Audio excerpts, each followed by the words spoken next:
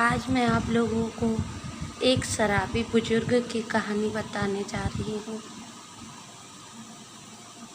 एक शराबी बुजुर्ग, आधी रात का समय था, सब सो रहे थे।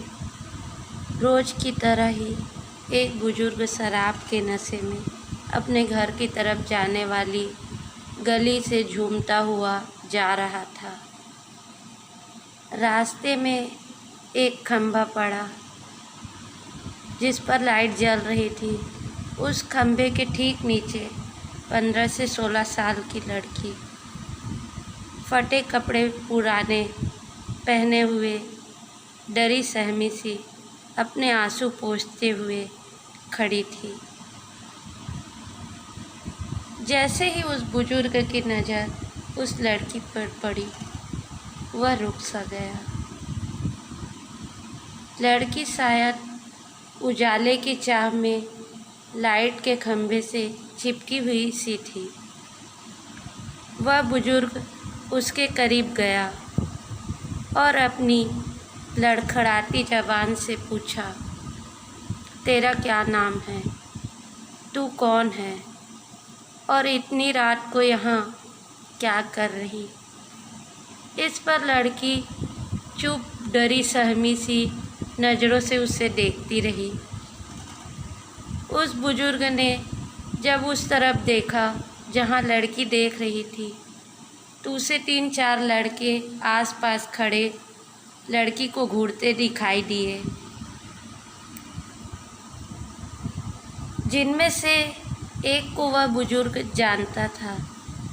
लड़का उस बुजुर्ग को झेप गया और अपने साथियों के सहित वहाँ से भाग खड़ा हुआ।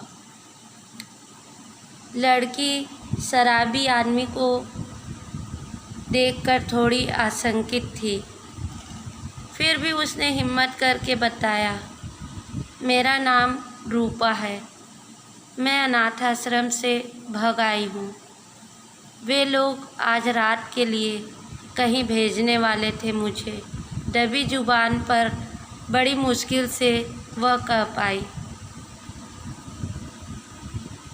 इस पर बुजुर्ग ने कहा, क्या बात करती है, तू अब कहाँ जाएगी? इस पर लड़की ने कहा, नहीं मालूम। तब बुजुर्ग ने कहा, मेरे घर चलोगी?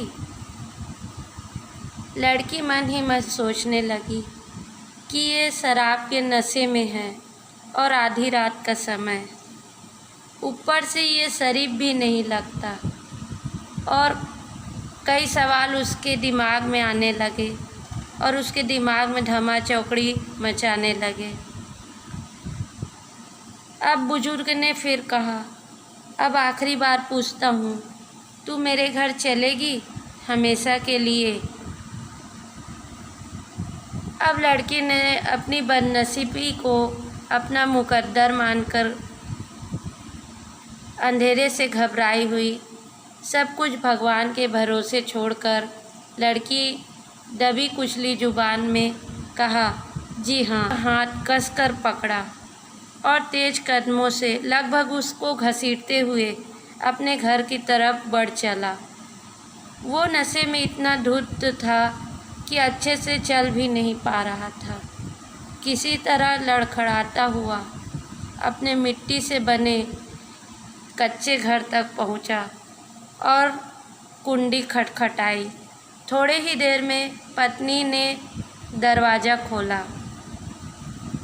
पत्नी कुछ बोल पाती इससे पहले ही उस बुजुर्ग ने कहा, ये लो संभालो इसको, बेटी लेके आया हूँ हमारे लिए, अब हम बांझ नहीं कहलाएंगे।